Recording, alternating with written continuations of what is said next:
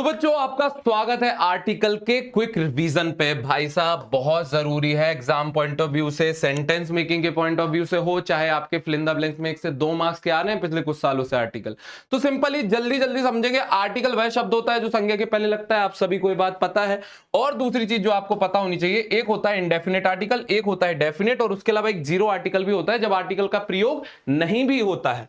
अब simply indefinite article यानी क्या, जो डेफिनेट नहीं है, जो आम सा है, तो वो वहां पे आता है ए और एन। सबसे इंपॉर्टेंट चीज दोनों के बारे में जानना जरूरी क्या है कि दोनों ही सिंगुलर काउंटेबल है, मतलब जब सिंगुलर एंटिटी होगी तभी ए और एन आएंगे, प्लूरल में कभी ए और एन का प्रयोग नहीं होगा। ठीक है, उसके बाद कॉन्सोनेंट साउंड, साउंड दोनों में साउंड याद रखना कि ए में साउंड होता है यूज कॉन्सोनेंट, और वो कहां से होते हैं, का से लेके ज्ञा तक। ये ध्यान रखना, हिंदी में लिख लेना, कोई भी शब्द समझ में ना आए। अभी एग्जांपल से समझाता हूं। ए हो गया, और अपना एन कैसे होता है, जो आ ई होता है ना, वो वाली लाइन में अपन चले जाएंगे तो अपन को पता चल जाएगा सिंपली। जैसे ये शब्द ले लो आप, यूनियन। अब टेक्निकली तो भाई साहब ये क्या होना चाहिए, सुनने में क्या लगता है, वावल है, पहले तो इसका नाम एन होना चाहिए यहाँ पे, पर यहाँ पे ए आता है। आप सिंपली एक चीज करो, इसको हिंदी में लिख के देखो, तो ये या से शुरू हो रहा है। किससे शुरू हो रहा है, या से शुरू हो रहा है। तो ये चीज क्या, का से ज्ञा तक जितने भी हैं शुरुआत में आपको साउंड दिख जाएंगे, और इंग्लिश में भी आप साउंड देखोगे तो ये वाला साउंड आता है इसमें। ठीक है, तो हमने दोनों ही तरीकों से इस बात को समझ लिया कि किस तरीके से ए और एन का प्रयोग हमें करना है। दूसरी चीज पे आ जाते हैं, डेफिनेट आर्टिकल अपने दा वाले।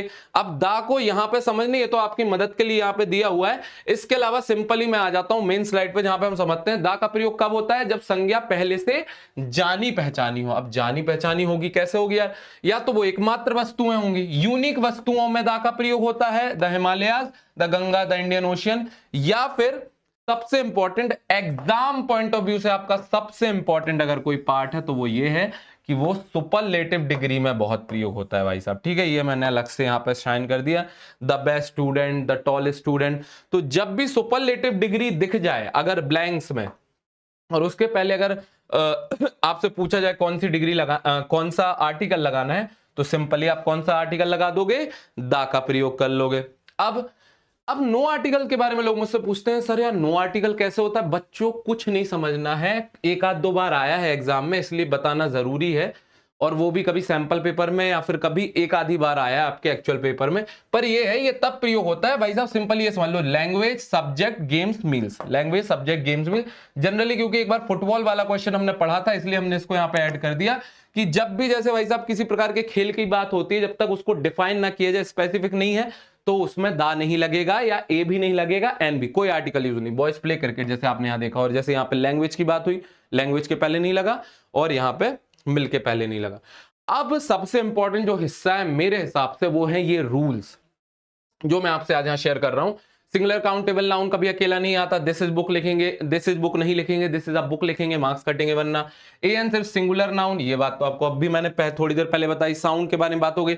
अब एक इंपॉर्टेंट रूल ये आता है कि नाउन से पहले अगर एडजेक्टिव हो तो एडजेक्टिव की साउंड देखी जाएगी। आपके अगर नाउन से पहले एडजेक्टिव हो तो एडजेक्टिव की साउंड देखी जाएगी। अब यहां पे अगर यूरोपियन ना लिखा होता तो एन आइसक्रीम बोलते, लेकिन यहां पे आइसक्रीम के पहले यूरोपियन है, और मैंने आपको वहां पे बताया था यूरोपियन, आप लिख के देख लेना, समझ में आ जाएगा कि यहां पे ए का प्रयोग ही होगा। और ऐसे ही सेम चीज अपन को इसमें फॉलो करनी है। ठीक है, फिर अगला, पहली बार किसी के बारे, चलिए कोई बात नहीं, लिख लिया, पहली बार किसी के बारे में बात हो और फिर दूसरी बार नाउन आए वो सेम, तो उसके पहले दा लग जाता है। अब जैसे ये आपके सेंटेंस मेकिंग में, या फिर अगर दो ब्लैंक्स एक साथ आ जाएं और यहां पे लिखा हो I saw dash dash king, dash dash king was kind, तो I saw a king, the king was kind, क्योंकि भाई साहब पहले एक नॉर्मल बात हुई, फिर वो आदमी डिफाइन होने लगा, जहां से वहां पे दा आ गया। प्लूरल नाउन में जनरल और स्पेसिफिक का फर्क। अब देखिए, द बॉयज प्ले क्रिकेट लिखा है, लेकिन the boys of this class जैसे ही आया डिफाइन हो गया। क्या हो गया, डिफाइन हो गया। दो चीजें आपने वहां पे पढ़ी थी मेन टेबल में, या तो भाई साहब यूनिक होना चाहिए, या नोन। नोन यानी क्या होता है, डिफाइन होता है। अनकाउंटेबल नाउन में इसे milk is good for health, the milk in the glass, the milk in this glass. अब क्या बात हो रही है, जो ग्लास, इस ग्लास में मिल्क है वो हॉट है। तो इस तरीके से भाई साहब हमने आर्टिकल का बढ़िया से क्विक रिवीजन कर लिया है। ये आपको पीडीएफ भी मिल जाएगी, यहां से बढ़िया से इसमें रूल्स पढ़ लीजिए, समझ लीजिए, और मैं मिलूंगा आपको ऐसे ही अगले एक और किसी क्विक रिवीजन में। चलिए बाय।